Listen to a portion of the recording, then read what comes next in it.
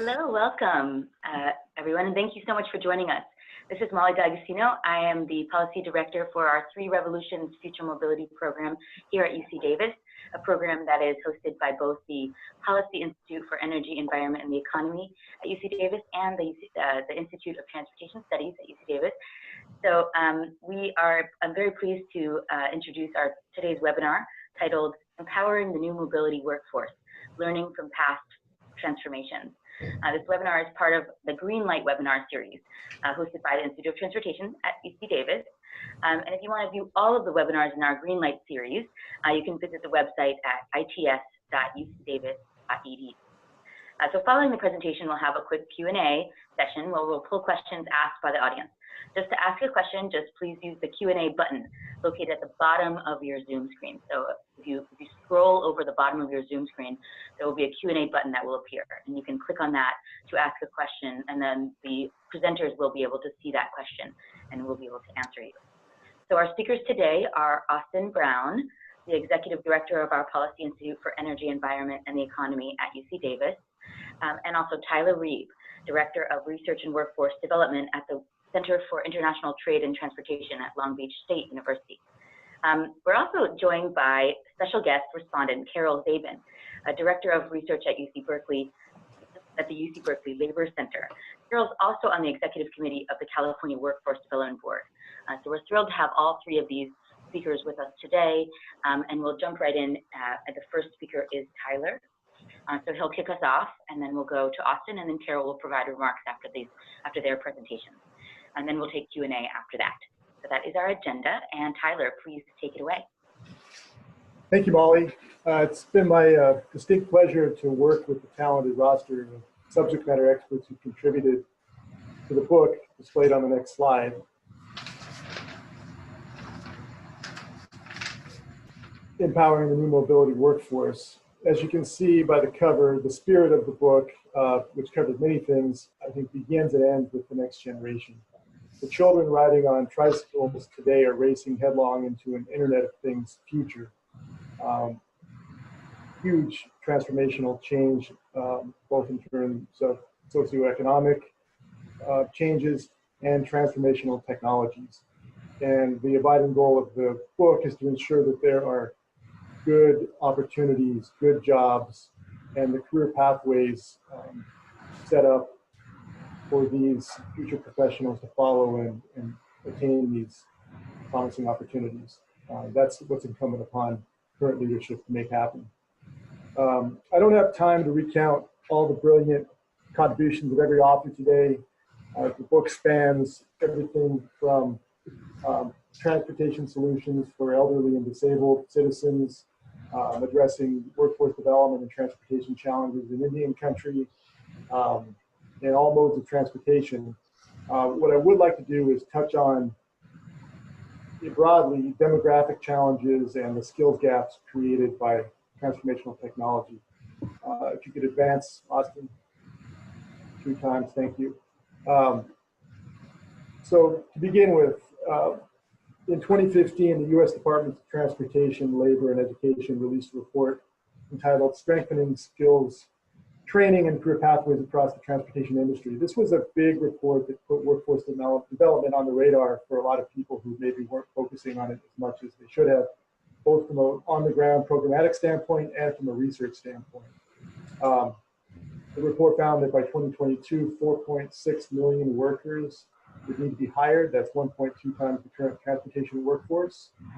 And secondly, transformational technologies are creating all kinds of skills gaps that are making and creating needs for brand new competencies that are posing challenges for educational and training providers. So to advance the slide, to begin with, just to get a quick sense of the demographic challenges and what needs to be done, the report I mentioned just previously found that 3 things. Number one, more than half of the current transportation workforce is 45 years or older. That's presenting a major challenge in terms of looming retirements, paired with the reality that the incoming generations are not pursuing these career pathways to fill these very important jobs in the transportation workforce.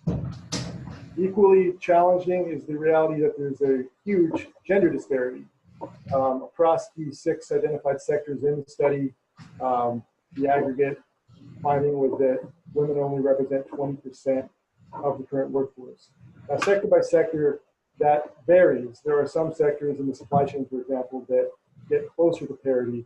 Other sectors are even less representative. One thing incumbent upon labor market researchers and so forth is to look at where things are working and identify best practices and apply that to the other sectors where things aren't working so well. Another 80-20 split we're seeing in the report is across racial and ethnic categories, where we see that, again, 80% of the workforce is represented by white workers. So how do we address this challenge?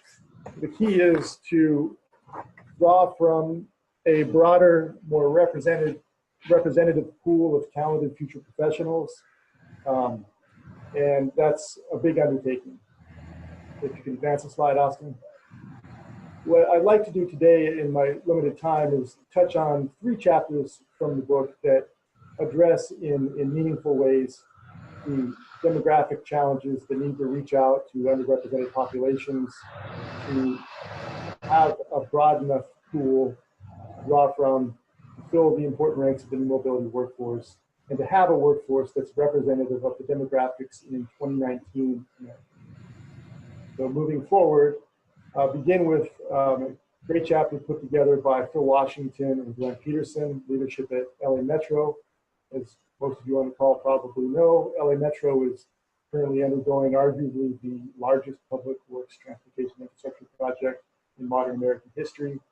Their chapter, Inspiring and Training a New Workforce, Filling Leadership Voids and Creating Farm Teams for the Future, addresses many of the challenges that LA Metro is facing in cultivating its workforce. Moving forward, slide. One thing I'll touch on is this notion of farm teams for the future. When I sat down with Phil Washington and Glenn Peterson, we talked about the idea of drawing from Branch Rickey's idea. Branch Rickey, of course, was famous for bringing Jackie Robinson into baseball, but was also the architect of the farm team in baseball. The idea that workforce development professionals and leadership need to find ways to cultivate a support network and really thoughtful pathways for the next generation, particularly at-risk youth and underrepresented populations. So the E3 concept is an idea that LA Metro has already broken ground on and is moving forward with, partnering with LA County to create an actual boarding school for at-risk youth to join a supportive community and to learn about important career pathways within transportation, kind of a Hogwarts for transportation, if you will.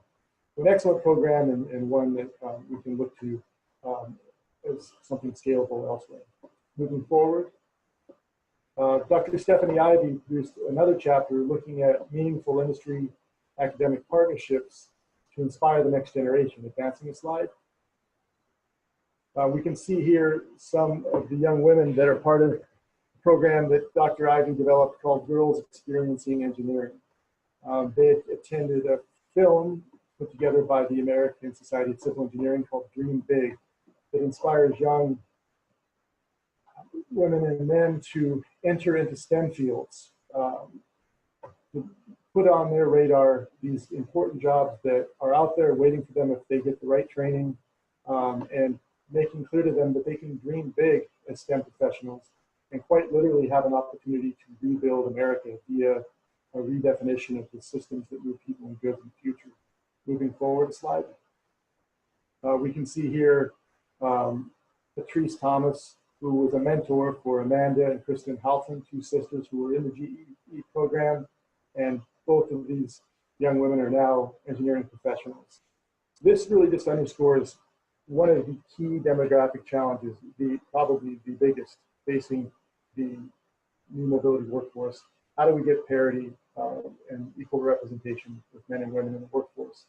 As I mentioned, in some sectors, there's a little bit closer to parity, and others it's much less. But we're looking at a range of 4 to 25% of the workforce in transportation-specific occupations. this has to be addressed, and GEE is an excellent example of that. I'll also say that as you move higher up the career ladder, you notice that there's less representation of women STEM professionals, and it's essential for the mobility workforce and the national workforce for young women to see women leaders in these positions. But it's equally important for young men and boys to see women in these positions as well. This can only foster a stronger, healthier mobility workforce and national workforce. Moving forward.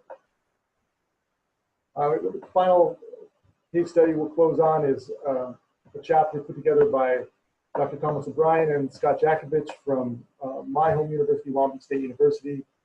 They developed a chapter focused on the importance of meaningful communities of practice that have representation of all the critical segments of the transportation workforce: labor, industry, government, education, workforce development, and so forth. Moving forward. One of the great outputs from the National Transportation Career Pathways Initiative that Dr. O'Brien and Scott Jakovich worked on was the development of ARC 341, a course that looked at a need we identified in our labor market analysis that found that GIS is a transformational technology and a critical competency for future transportation professionals. We also identified in our research that there's very little opportunity for students in the community college level and even less in the high school level to develop these competencies. So what we were able to do was develop a partnership with LATTC, Los Angeles Trade Technical College, a college in right in downtown Los Angeles. And moving forward, we were able to get a cohort of high school students taking the class as a dual enrollment option on Saturdays, paired with community college students, and actually one instructor. We had guest lecturers, we had presentations about the labor market and the important opportunities that were available to them if they got the right relevant education. And we also did a technology demonstration where students were able to download a collection app on their smartphones and go outside the perimeter of their school and identify transportation problems, geolocate that data, bring it back to the classroom, and develop it for their final capstone project. Moving forward. The class was a big success. The students were inspired. We were all blown away by their presentations. Jenny Su, then director of FHWA's Center for Transportation Workforce Development, came out and gave the certificates of completion to the students. Alberto Samadini, whose certificate is to the right, was actually the LATTC faculty member who participated, and he is now adding that competency to his skill set in his teaching. So we had a K-12 community college and the train-the-trainer cohort, and I'm happy to report that this class is now offered on an ongoing basis, and we're now looking to develop an articulation with four-year colleges so that there's a structured pathway for these young people to move into these important careers. So just to close, I'd like to move to the next slide and say that each of the contributors to this book, each chapter contributor, is a leader in a community of practice. They're working with leaders in industry and government and education, put together these meaningful communities, to provide support networks and opportunities for the next generation, as well as retraining and upskilling opportunities for incumbent workers. And by virtue of that, the abiding theme of the book is that the book itself is a network of communities of practice, both domestically and drawing from best practices in Europe. Finally, I'd like to just drive home the point that communities of practice, meaningful, inclusive communities of practice, drive innovation. When leaders in industry, government, and education work together, the United States brings about the technology that changes the way we live and operate. Things like cell phone technology, satellite technology, and most recently the digital TV transition can only happen if there's collaboration among these three entities, this important trifecta. Similarly, at the DOT level, on the federal, state, and local level, this kind of partnership drives home things like connected corridors, crowdsourcing technology, and most simply, a seamless way to navigate transportation choices for the end user, whether it's your personal vehicle, an Uber, a Lyft, or in the future, a crowdsourced bus. So with that, I'd like to carry on the theme of transformational technology and what we'll do about it to Austin Brown and his great chapter, which actually opens up the book. And for what it's worth, if you're interested in getting the book, which will come out this summer, there's a link there that you can get pre-order for. Thanks, everybody, and passing the baton to you, Austin. Great, thank you, Tyler, and thank you for the opportunity to contribute some research to this book. I think this is a incredibly important topic that has become sort of a brainworm for me. Unlike my colleagues on the call, I don't come at this topic as a workforce researcher previously, but rather as a transportation researcher. And I imagine, looking at the list of registrants for this webinar, many people might sort of be wondering, well, why is workforce a research topic that we're taking on? And I want to really use this chance to share what I feel like I've learned, which is that workforce and equity implications of automation in transportation is going to be an incredibly important component of making sure that the transition to a better transportation system has broad benefits and doesn't create the kind of unintended consequences that we've often seen when we bring in a new technology into an economic sector. One of our running themes at the Policy Institute, as well as with the Institute of Transportation Studies, is trying to use research to anticipate unintended consequences and then help make policy recommendations that can help us mitigate or avoid those negative unintended consequences. And I see workforce in transportation as a huge opportunity, but also potentially one where we're already seeing some major challenges to the conventional business models and impacts that are really disproportionately affecting those who can least afford to bear them, as always seems to be the case. So we went into this question of what workforce might look like in response to Tyler's call for research for his book, asking this big question: what can past technological transformations from other industries teach us about the future of workforce in transportation? So in these slides, I have some selected figures from the chapter of the book, of Tyler's book, that Hannah Safford and Dan Sperling of UC Davis and I wrote, entitled Historical Perspectives on Managing Automation and Other Disruptions in Transportation. Of course, reading it out loud, boy, does it sound dry, but I promise it's actually pretty exciting stuff.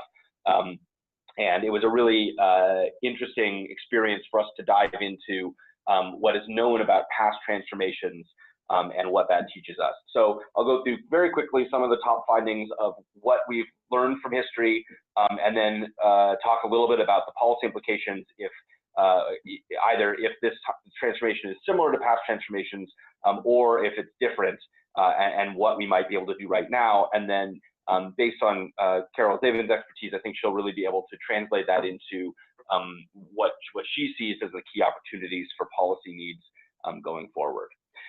So we looked in this book chapter at several transformations in past sectors, and I'll go through a few of them and leave a few for the reader if you want to dig into it in the book.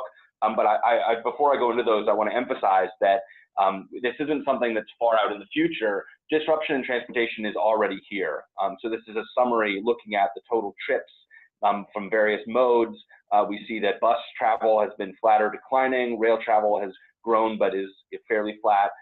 Taxis were flat until about 2012 when they started to fall off precipitously, thanks to the rise of the Transportation Network Company, or TNCs, which have filled a major niche that wasn't being filled before and have grown into a major transportation sector mode. And with some anticipated growth that we see in the next few years, it will start to become larger even than the major transit modes. So disruption is already here. We've seen many of the things that this is doing for our cities and for workforce. So we really have to get started in terms of getting the policy in place to understand and manage these transitions. But disruption from automation in the economy is far from new. So we can look back at several transformations. The first one we reviewed in the book chapter is farming and farm labor. So as recently as 1910, fully a third of U.S. workers were farmers or farm laborers, if you add up the two pieces of this graph, and that has declined by 2000. That was around 1%. So that is a precipitous decline in labor in a sector. The size of farms went up during that time, and productivity went up very dramatically over that period of time, as essentially automation technology, even though we might not think of it as automation, was brought into farming that increased the ability of an individual laborer to do work in farming. So if we looked at this from an employment perspective, it might look like a disaster. Of course, the benefits from the transformation of the farm sector are food prices generally declining, and then a huge amount of workforce actually unlocked to go into other sectors, which then took up that employment. So this is a transformation that took more than 100 years, and by and large, with some major exceptions, by and large, the economy was able to adjust to it over that period of time, and people were able to go into different careers and shift away from it in a way that was locally disruptive, but has very large benefits outside of the sector. And that's a theme that we began to observe immediately looking at this, was that many transformations could have a concentrated disruption within the sector, but then deliver large-scale benefits outside of the sector to the economy overall, from the decrease in prices and increase in productivity. The second sector that we examined, and I'm going to show just one slide from, was manufacturing. This is a similar story in terms of declining employment share, where over about 50 years, manufacturing employment fell from 25% in around 1960 to less than 10% in the 2010s. I think there's a widespread narrative, which is shown here, of the decline in American manufacturing, but the truth of the data is that decline is only present in employment share. This obviously has had huge impacts for communities where manufacturing is concentrated, and I don't want to dismiss that and the real world cost and impacts that that's had. But the data shows that the decline in American manufacturing has really only been employment, not in terms of productivity, GDP, and importance to the economy. So this is really representative, sort of by definition, of increasing automation in the manufacturing sector. So as that share of GDP has remained constant and companies have continued to profit from manufacturing, there's been major impacts on local economies because of how concentrated that employment is. And in many cases, we've not succeeded as a society in terms of managing the transition from those workers to other careers. So we really see what happens when there's a concentration of labor in one sector, especially in one geographic region. And when that's disrupted, it can be incredibly challenging for a community to shift away from it. Two other examples we explore in the book that have similar trends that I won't go through the data here are marine and intermodal shipping, which are also known as freight containerization, where the ports shifted to a containerized approach, which risks putting many longshoremen whose job was to unload and load freight out of work. And in many of those communities, they were dragged into, or at least they ended up coming up with policy approaches that would help manage that transition. And in some cases, ended up essentially managing the retirement of whole groups of longshoremen based on reallocating the economic value created from the freight containerization. So the concept here, I think, is really important and a really good model to consider because this happened much faster than the manufacturing and farming transitions that I talked about earlier, where freight was actually dramatically changing how ports operated over a time frame of a decade or so, or some cases even less. So what essentially happened in the ports that were able to successfully adapt was some of the windfall that was gained from the dramatically reduced costs of shipping, which would otherwise only accrue as profits to companies, was used to reallocate and help manage the transition for the workforce that was disrupted by that. I'm not trying to pretend like it was a perfect or a clean transition, but it worked better for ports that did that than ones that simply tried to ignore or ban or resist containerization, in which cases the shipping traffic simply went elsewhere. So I think it does provide some aspects of a model where you could look at taking some of the windfall benefits created by the excess productivity and capturing that and using it to help manage the transition for those who are most affected.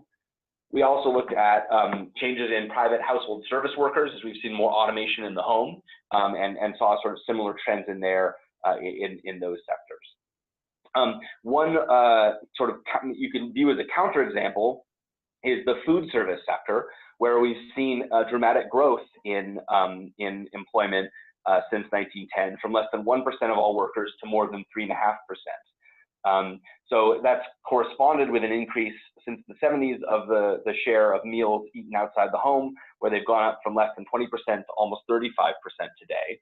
Obviously, people have different feelings about the overall impacts of a trend away from eating at home. I'm not here to talk about that, but we do see that disruption, sort of automation and technology enabled a whole sort of creation of a sector or expansion of a sector in terms of food service, where it used to be something that was reserved only for the wealthy or for rare occasions, and is now something that's more broadly accessible.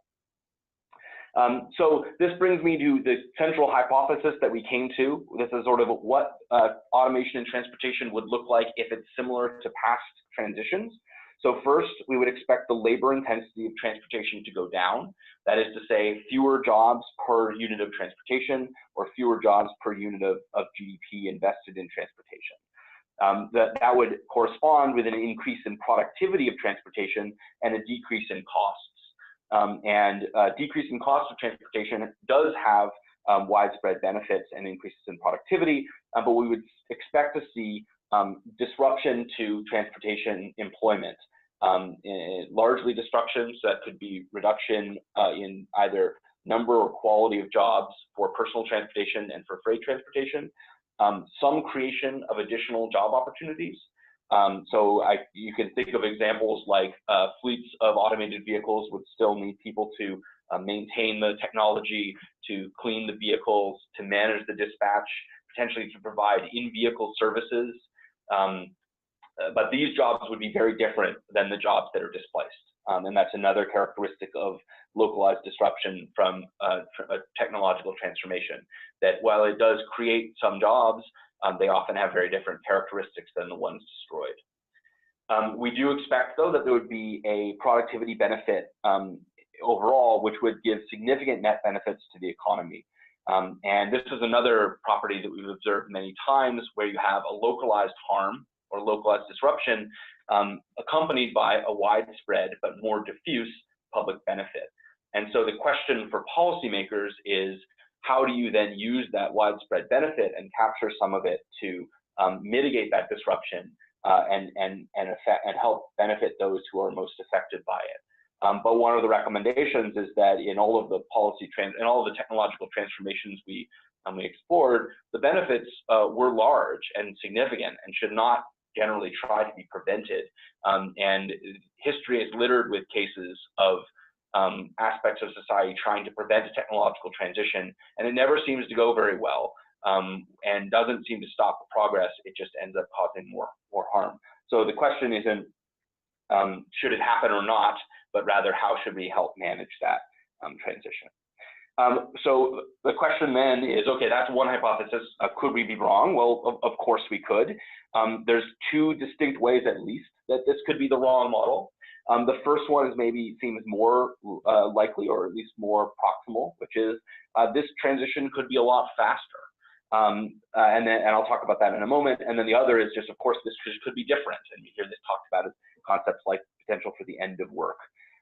But the faster one, we have some sort of model to look at, and we explored what we know about changes in transportation technology, which tend to take decades. This is from the Environmental Protection Agency's Fuel Economy Trends, which we used in the report to show that transformations in technology, each of these is a technology that goes into a car or a vehicle, and in general, they take decades, even after their first significant use. So after they're implemented in a vehicle, they take decades to be implemented in the full fleet, or even the amount of the vehicles that they're eventually going to be used in. So that could give us a hint that sort of transportation technology takes a little while, but information technology generally doesn't. So now this is an expanded view of technological transformation.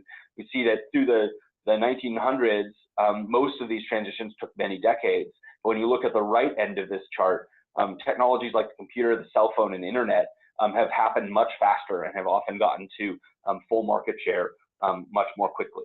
So the question for us, which I don't think we fully know the answer to, is will this transition to automation and new mobility in transportation look more like a technology change in transportation or an information technology trend, which might happen much faster? So my conclusions are we should work with the hypothesis of what we've learned from the past, which is concentrated disruption, diffuse large benefits, new jobs that become available, but a transition that needs to be managed.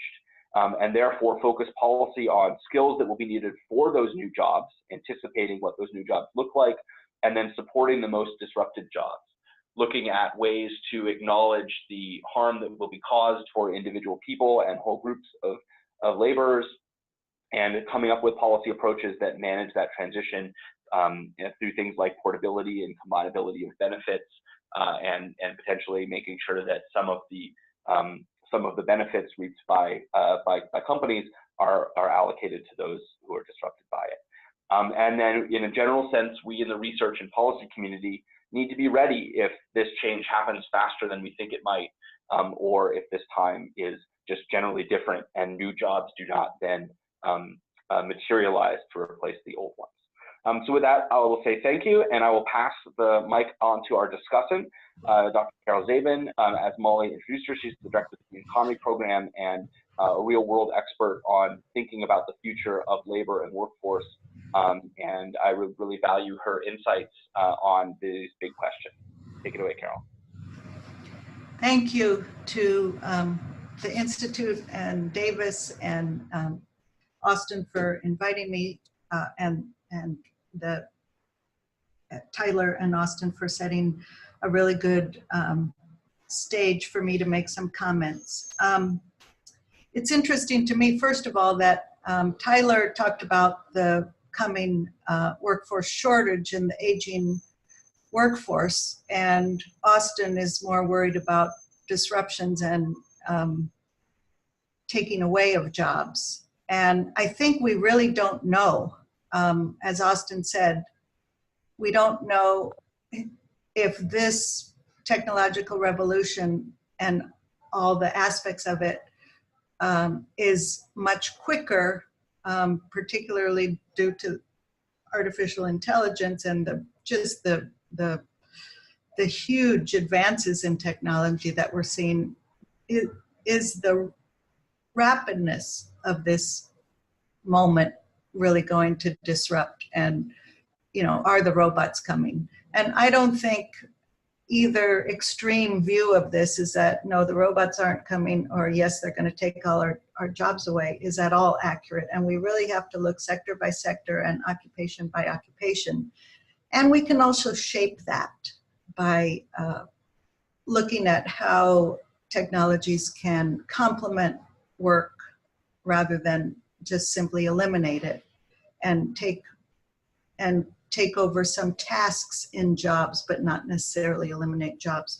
But I really want to shift the focus from the number of jobs, particularly since we're at historic low unemployment right now, to the quality of jobs and our inequality crisis, because I think that really is the chief concern about the changing transportation system in the workforce arena. If we want to think about how can we as policymakers and citizens shape an industry so that it has benefits to all the stakeholders in it, from people who need mobility services to industry that needs the same, to the workers in that, to the environment, because transportation is of course a big cause of greenhouse gases. How do we try to shape an industry so that it meets all stakeholder objectives? And I do think that workers have been left out of the discussion. We know that our economy has a low-wage job problem.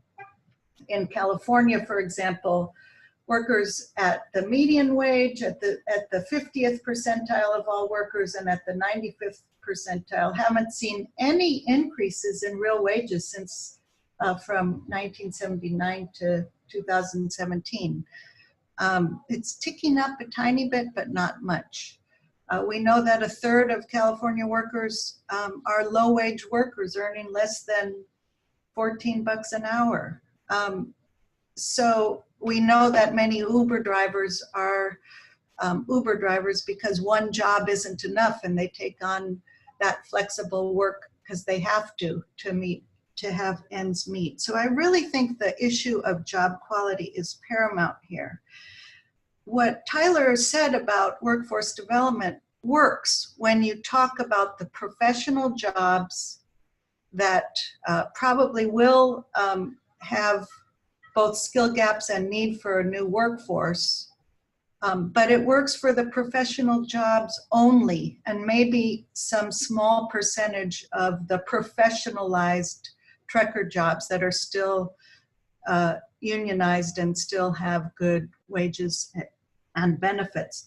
But it just simply doesn't work for what I think is the vast majority now of jobs in the trucking industry, of drivers, in the TNCs, and in other low-wage segments of the industry. And I think analysis that really separates out those segments is a key to that. We cannot train for bad jobs, and all we're doing by training for the better jobs and opening up opportunity for folks who've been left out is kind of shuffling the deck, which is very important because our good jobs have been much more available to white men than they have been to women or people of color. We have a very racialized labor market. But if we concentrate on the rest of the industry that has low or lower quality jobs, we really cannot address training without addressing how to make those bad jobs better. Right now, and automation can go either way on that. We just commissioned a study by Steve Vaselli, a professor out of Pennsylvania, a trucking expert, who is concerned that automation will reduce jobs in long-haul trucking, which are still the best jobs for truck drivers, and increase the short-haul trucking, Amazon Flex, and sort of we'll see the Uberization of the short-haul quick delivery within urban areas, kind of short piece of the truck driving, to make it more similar to port truck drivers, where we see, 80%, a study showed, are really misclassified as independent contractors. So they're not treated as employees, and they are responsible for the upkeep and purchase or lease of their vehicles. All those costs, just like with the TNCs, are put on the workers, shifted from the trucking companies to the workers. And there's been many wage claims, because if you're not classified as an employee, you don't have the basic employee protections such as minimum wage, overtime, unemployment insurance, workers' compensation, and all those basics. Plus, you have no right under federal law to organize and try to bargain collectively with your employer. So that misclassification is particularly prevalent in the transportation sector. We see it in trucking since trucking deregulation, and now we're seeing it in the personal mobility of the TNCs. And I do think that's important to highlight, because I think people have maybe noted in the IPO of Uber, and I don't want to call out only Uber here, but they do make a good example. You know, part of their business model is to take away business from public transit and public transit operations. Public transit is a good public sector job, apart from having a mission that isn't only profit driven or isn't profit driven and has a social mission. So this issue of independent contracting is very, very important and speaks to the structure of the labor market, which I think has just been missing in these discussions, because that structure of labor market affects job quality. And in the end, it really is about how much bargaining power the workers in the industry have. So that's some of the problems. What are some solutions? Well, there is a bill in the California legislature right now, AB 5, that would codify a recent California Supreme Court decision that sets the bar much higher for employers to decide to classify their workers as independent contractors rather than employees or W-2 workers. That's an important debate that will affect the transportation industry tremendously, however that plays out. There's a wage standard proposal in New York. We have a paper on in our institute by Michael Reich, who looks at how a wage standard could help improve the incomes of drivers for TNCs. There's efforts in Washington state to get around federal labor law that inhibits collective bargaining by these independent contractors. Austin mentioned portable benefits as a strategy. Another thing folks are working on is really retaining public transit as an anchor of our people moving in system in urban areas, and having public agencies contract out for the last mile travel that could be done through a platform, rather than having sort of allowing the market to go where it will with the TNCs eroding the public transportation system. I think in all of these, it's putting workers front and center. It's concentrating all our efforts of when we look at the workforce issue on the problem areas, which are the lower quality jobs. It's important to be more inclusive and diversify the professional jobs, but that's not going to really solve problems of inequality in the sector. There we have to make these bad jobs better. I think I'll stop there. Great, thank you. Thank you, Carol. That's very helpful, especially appreciate thinking about what our options are, right? It can look a little sort of hopeless or fatalistic to people, and I don't think that's the right approach. I think we want to be asking how we can set the rules to get to the outcomes that we want in a sensible way. So we've gotten a couple questions through the Q&A. We'll go start to get into those, but we'll want to make sure that everybody has the chance to get a question in, since it looks like we'll have 10 or 15 minutes to get into some of these questions. So let's start with Hester, who asks, I hear a lot about net benefits to society. Can you explain more who those benefits go to and who experiences the most disruption and destruction? My sense is that it benefits those who are already prone to receiving public benefits and harms those who have been disproportionately harmed.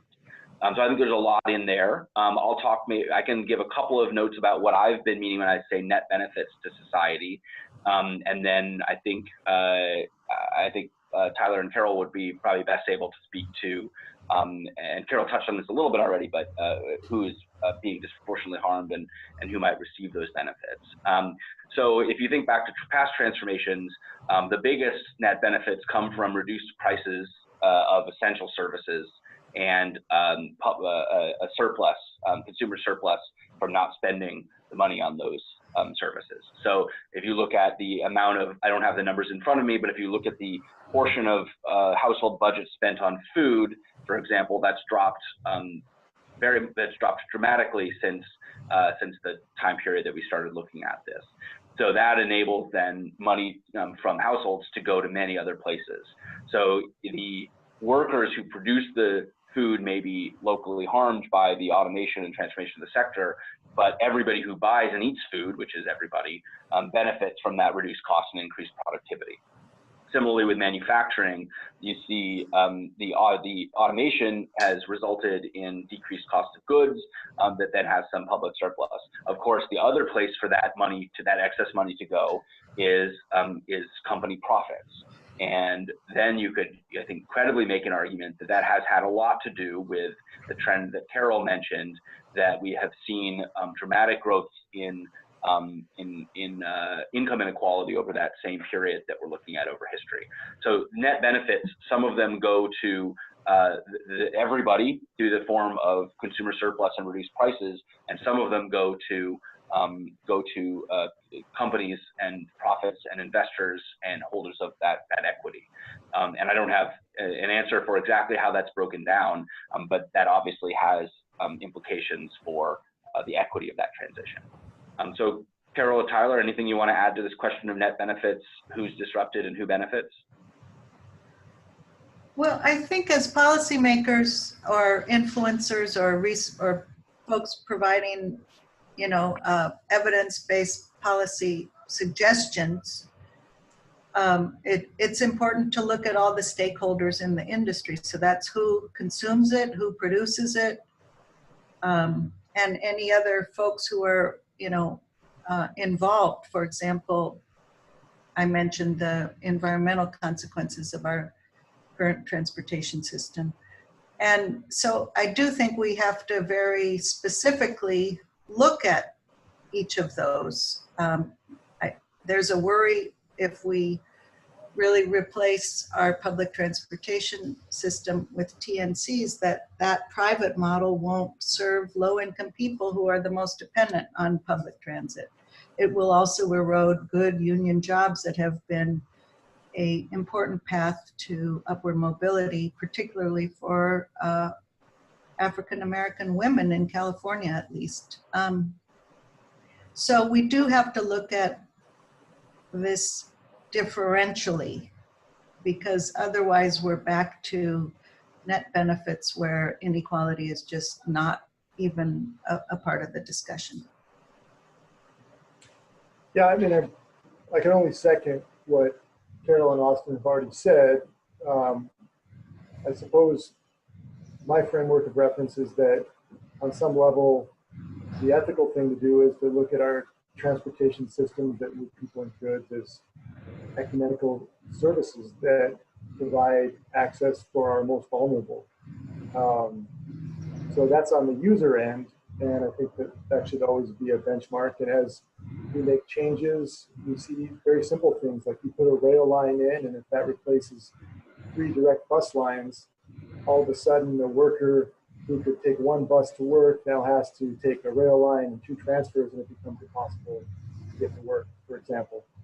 So taking a full inventory of what's happening, the same thing should be said about these new Lyft and Uber services that are advertised. I realize this is a private sector opportunity, but they're advertised as career opportunities. But when you calculate real costs, oftentimes Uber or Lyft drivers making a lot less money than they're looking at. Finally, we should look at the push for automation. Certainly there are a lot of benefits, but at the end of the day, if that supplants important living wage jobs, we need to ask ourselves, was that necessary? If we impose a new technology by way of mandate, the calculus for doing that should factor in a long-term workforce development plan. And we should also look at some of the bellwethers. Elon Musk put considerable effort into developing an automated workforce at Tesla, and we now see that having real human beings, sentient beings on the actually on the ground increases efficiency. And I think we can say the same thing about our ports and all of our transportation nodes. So at the end of the day, when we look at the benefits of new technologies, I suppose the solution for technology problems should be a human-based solution first. Great. I'll go to the next question from Matt. He asks, he's referring to the research in the chapter that Hannah, Dan, and I wrote. He asks, does your research consider the age distribution of the individuals in these historical cases?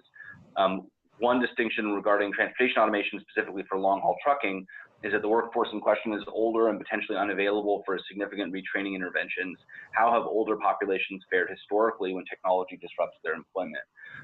So that's a great question. We didn't dig deeply into that in the chapter. I think that's a great idea for follow-up research. I will say that there are cases in freight containerization where we saw many of these communities of longshoremen had a sort of a parent to child passing on of the job, and those communities did use very different policies for the older generation and the younger generation, focusing on basically just early retirement, paying for an early pension for the older generation and retraining, with a focus on retraining for the younger generation. So I think that does have some precedent. I'm not enough of an expert on age and demographics and training to be able to speak very intelligently on the rest of that and how we might do that in transportation going forward. But we do see some historic precedent at least. Tyler and Carol, any thoughts on the question of age distributions and how that should affect our thinking? Well, I think you hit on a key point about that you do need different strategies for different age groups, like you said, and bridges to retirement for older workers tends to be the solution of choice. I would just add that this can't work without workers at the table, and I think the European experience with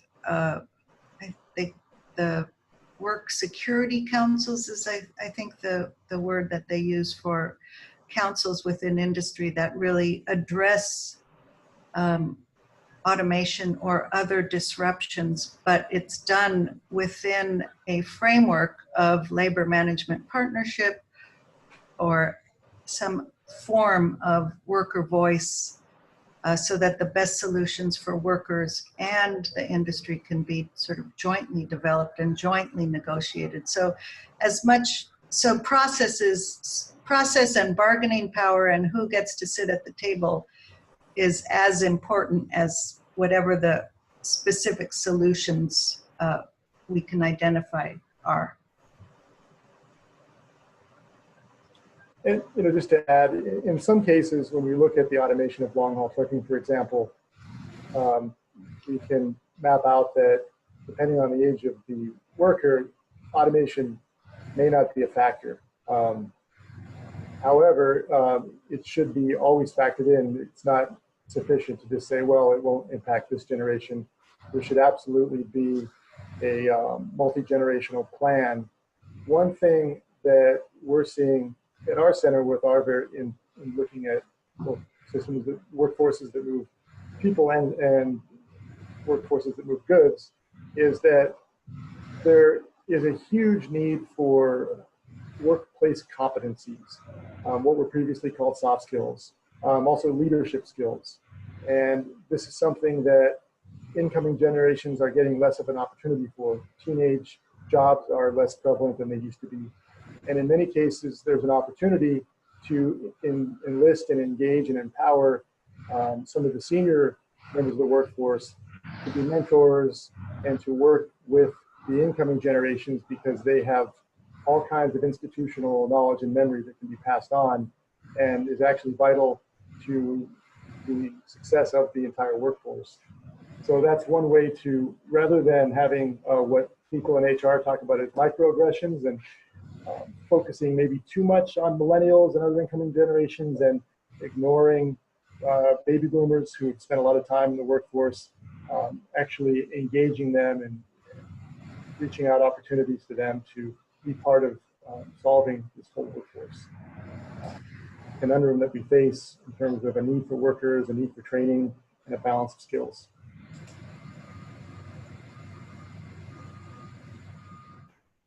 Great. Maybe we can get to one or two more. We have a couple great questions coming in. And you know, even if you don't think we'll have time to get to it, you're welcome to put it in, and we're happy to follow up with folks after the webinar is over. And in general, hopefully you know where to find us, and we're happy to be available to folks who want to go deeper on these different topics. But we've got 3 minutes left, so let's get one more question, which I think maybe I'll use to queue up some future thinking. So there's a question of how do you define what types of employees are transportation sector? I think this is you know, there are statistical methods to combine, you know, to count who's in a transportation sector employee, right? Some are obvious, like truck drivers, taxi drivers, transit operators. Others become, you know, more of a question, right? So our warehouse employees, they're usually counted in with transportation employment. They are, you know, moving goods within a warehouse, and they're part of that transportation supply chain. How about those who manufacture and maintain motor vehicles? You know, so it starts to become expanding definitions of what qualifies as being transportation sector. And then I think one thing we would expect to see as automation becomes more present and new mobility becomes more present in transportation is we could have a sort of expansion, a need for an expansion of definitions to think about what other kinds of employees might actually qualify as, you know, transportation employees. So under the current classification, for example, I don't believe that anybody who works for the aforementioned Uber or Lyft would be considered a transportation employee, but you know, they kind of are, right? So are they IT sector employees or are they transportation employees? I think we're going to have to think about those definitions as still open for discussion.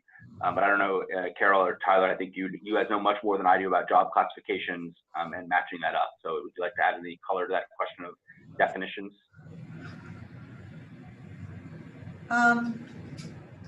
No, just my mantra that it's really important to kind of distinguish. There is a really sharp line in the U.S. Labor market between those jobs that need a degree and those that don't. That may be blurring over time, and automation and technology may spur that blurring. But right now, that sort of professional versus, call it blue collar, call it service worker. There's not much mobility between the two, and folks who don't have a college degree tend to be pretty stuck in lower wage jobs. That's a broad brush, but I think it's important enough so that when we look at occupations, we consider that as a first order thing we need to look at. Agreed, Carol. The focus on these are critical jobs to make sure that the transportation systems that move people and goods keep moving and that they're maintained. And if these occupations aren't viewed by potential professionals as pathways, but one-off dead-end jobs, then that creates a very difficult, almost impossible recruitment and retainment situation. So I agree. To your point, Austin, about the blurring of lines in the transportation sector, I couldn't agree more. This is why I chose to actually title the book New Mobility Workforce. In the future, we will see, and we don't know exactly when, but we'll see blending where, for example, we could have an autonomous bus picking up elderly and disabled citizens and bringing them to healthcare organizations. And there may be nurses on the bus, though not a driver, helping facilitate that mobility. Now, is that nurse a healthcare worker or a transportation or a mobility professional? The answer on some level is both. So it's an interesting future we're looking at, and we don't exactly have all the answers. More practically, we know that the Bureau of Labor Statistics has standard occupational codes that are not at all keeping pace with the changing categories for these occupations. In some cases, we're going to see a redefinition of occupations with standard occupational codes that will have new competencies that undergird them. In other cases, we're going to have brand new occupations that will have brand new standard occupational codes that don't exist yet. And in some cases, those occupations, for example, an electric bus tech, are being slotted under a diesel bus tech category, which makes the research and the labor market analysis problematic at this point. Yeah, thank you so much for those thoughts. And unfortunately, we have to call it a day today, but we, of course, can continue this conversation in the future. Obviously, there are so many more questions and answers. So thank you for everyone for attending the webinar. Please look for a follow-up email from us that contains a quick survey for you to share your thoughts on today's presentation.